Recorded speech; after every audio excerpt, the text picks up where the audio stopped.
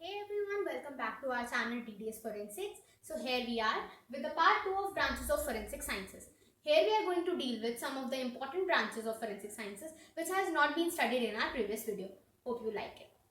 So this is forensic DNA fingerprinting which is our next branch. तो DNA fingerprinting से आप इतना समझ गए होंगे कि DNA से कुछ ना कुछ तो रिलेटेड है. तो क्या होता है ना, हमारे जो जब भी हमें कोई केस आता है या फिर हमें भी कोई सैंपल्स आते हैं तो मोस्टली वो सैंपल्स हमारे बायोलॉजिकल सैंपल्स होते हैं.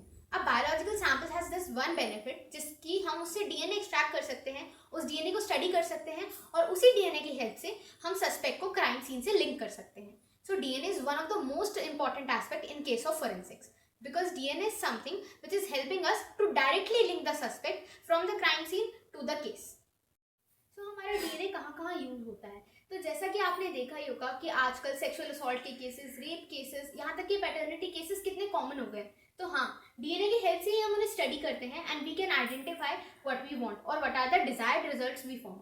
इसके अलावा डीएनए का कहाँ यूज होता है वो भी हम डिस्कस कर लेते हैं, जैसे कि मास डिजास्टर केस या फिर केसेस लाइक वॉर, जहाँ पे एक्चुअली बायोलॉजिकल रिमेन्स तो मिलते हैं या फिर अनआइडेंटिफाइड पर्सन मिलता है या जिसकी फैमिली हमसे कनेक्ट ना कर पाई हो या जिसकी फैमिली एक्चुअली विक्टिम से कनेक्ट ना कर पाई हो, तो उन केसेस में हम डीएनए निकाल के इंडिविजुअलाइजेशन कर सकते हैं. And why it is one of the most important aspect in the field of forensic sciences because it directly links the individual. तो हमें कोई डिफरेंट एनालिसिस नहीं करने पड़ते, वेरियस टेस्टिंग पे नहीं जाना पड़ता. येस, डीएनए फिंगरप्रिंटिंग के अंदर वेरियस एनालिसिस हैं, but still it helps us individualize the person because every person has a specific DNA coding. So what can be those DNA samples या बायोलॉजिकल सैंपल्स. एक्चुअली हमारी body के बहुत सारे parts they can act as our DNA samples. For example हमारा hair sample, हमारे nail sample, हमारा semen sample, हमारा saliva का सैंपल या फिर हमारे बॉडी के parts for example sales, tissue, all can help us identify the DNA. Next branch is digital forensics. तो डिजिटल फोरेंसिक्स डील करता है उन डिजिटल या इलेक्ट्रॉनिक एविडेंसेस से जो डिजिटल क्राइम करने के लिए रिस्पॉन्सिबल है. ठीक है, तो यहाँ इसके बाद हम ये बात कर लेते हैं कि एक्चुअली डिजिटलाइजेशन कितनी ज़्यादा हो गई है, इसके साथ साथ हमारा क्राइम रेट भी कितना बढ़ गया है. तो ये एक सेपरेट ब्रांच है फोरेंसिक साइंस की जो एक्चुअली इन तरीके के एविडेंसेस से डील करती है. इसके अंदर सीसीटीवी फोरेंसिक्स भी आता है कि सीसीटीवी का डेटा रिट्रीव करके आप अगर किसी सस्पेक्ट को आइडेंटिफाई करना चाहते हो या किसी और चीज़ को आइडेंटिफाई करना चाहते हो ड्यू टू एनहांसिंग इट और अदर फॉर्म्स, तो वो भी आपका हो सकता है.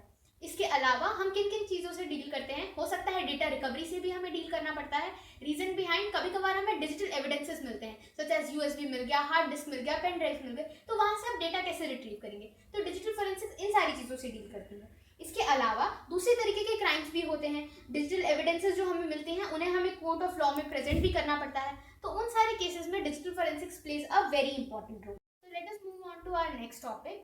तो हम आपको इसका एक एग्जांपल देते हैं सच एज फिशिंग. तो फिशिंग में क्या होता है कि स्कैमर्स आपको अलग अलग तरीके के मेल्स भेजते हैं, for example with respect to lottery या अदर स्कैम के कोई भी मैसेजेस भेजते हैं.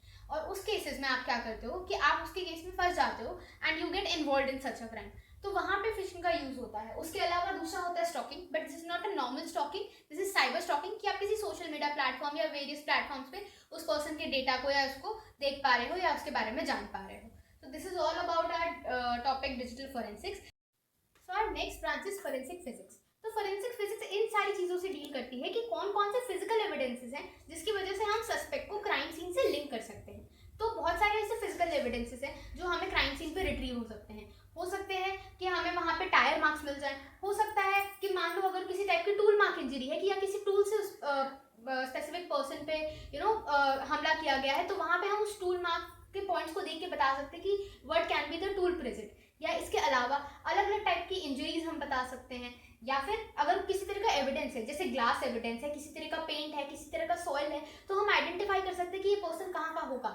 अगर शू प्रिंट्स है तो हम उससे ये भी आइडेंटिफाई कर सकते हैं कि पर्सन का स्टेचर क्या रहा होगा. या फिर सॉइल में अगर किसी पर्सन के फुटप्रिंट्स है तो उससे हम ये भी आइडेंटिफाई कर सकते हैं कि जैसे कि उसका गेट पैटर्न क्या है. अगर हमें उस चलने के स्टाइल पता चल जाए तो वी हैव सम मेजर्स जिससे हम डिटरमाइन कर सके कि क्या वो पर्सन मेल था या वो पर्सन फीमेल थी. तो ऐसे बहुत सारे एविडेंसेस हैं which are categorized under our physical evidences जो हेल्प करते हैं हमें सस्पेक्ट को क्राइम सीन से लिंक करने में. इसके अलावा इसमें ये भी इंक्लूडेड होता है कि हम क्राइम सीन पे जा रहे हैं, वहाँ पे उन सारी चीज़ों को एनालाइज कर रहे हैं, सारे एविडेंसेस को कलेक्ट कर रहे हैं, साथ ही साथ सारी चीज़ों को लिंक कर रहे हैं और एक सिनेरियो क्रिएट कर रहे हैं कि what might could have happened.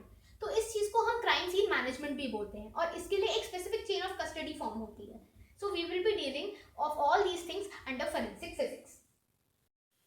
तो our next topic is forensic psychology. तो forensic psychology basically criminal और उसके mindset को use करता है, उसको study करता है to solve any kind of criminal या civil cases. ठीक है, तो इसमें हम क्या करते हैं, जो हमारे एक्सपर्ट्स होते हैं, which are the psychological experts या फिर हमारे forensic psychological experts, वो पुलिस के साथ लिंक करते हैं, क्रिमिनल का या सस्पेक्ट का बिहेवियर स्टडी करते हैं, एनालाइज करते हैं और कुछ रिजल्ट्स डिराइव करते हैं, जिसके बेसिस पे हम उस सस्पेक्ट को whether that person is responsible for the crime to occur और नॉट, इस बेसिस पे सेपरेट करते हैं. तो इसमें हम क्या करते हैं, क्रिमिनल के बिहेवियर को स्टडी करते हैं थ्रू डिफरेंट कैरेक्टरिस्टिक्स, ट्रेट्स, उनसे बात करके एंड यूजिंग वेरियस टेक्निक्स.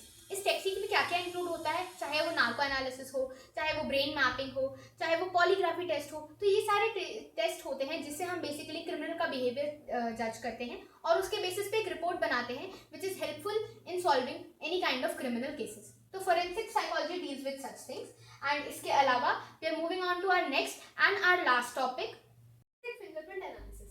तो फोरेंसिक फिंगरप्रिंट एनालिसिस एक फिंगरप्रिंटिंग टेक्निक है जिसके बेसिस पे हम जो भी फिंगरप्रिंट जो हमें क्राइम सीन पे रिट्रीव हुआ है, हम उसको लेते हैं, उसको एनालाइज करते हैं, उसके रिजिस को स्टडी करते हैं, स्पेसिफिक पैटर्न ऑफ फिंगरप्रिंट कि वो किस तरीके का फिंगरप्रिंट है. सबसे पहले अल्नर है, रेडियल है, लूप्स हैं, वर्ल्स हैं. उसके अलावा हमारे बहुत सारे अदर कैटेगरीज होती हैं विच आर आर्चेस, एंड उसके अलावा central pocket loops and various other factors, जिसके बेसिस पे हम उनको सेपरेट करते हैं और हमारे सस्पेक्ट से उनको रिलेट करते हैं. सो इसकी हेल्प से हम अपने सस्पेक्ट को क्राइम सीन से लिंक कर पाते हैं. और इसका सबसे इंपॉर्टेंट फीचर तो यही है कि एक्चुअली हर इंडिविजुअल का फिंगरप्रिंट यूनिक होता है. Even monozygotic twins have different fingerprints. तो fingerprints helps in separating every individual from another. So this is one of the most important evidence which has been found at the crime scene. And yeah, hope you like our video. We have covered all the branches of forensic sciences over here. So if you like our video, do like, share and subscribe, and press the bell icon if you have not, to get the further notifications. Our channel is also present at the Instagram. The ID has been given in the description. Go and follow us over there also. Thank you for watching the video. If you have any kind of doubts, please connect to us through comment box. And thank you for watching the video once again. And we will meet you in the next video. And there we are going to discuss one of the most searched topic, that is scope of forensic science. So stay tuned.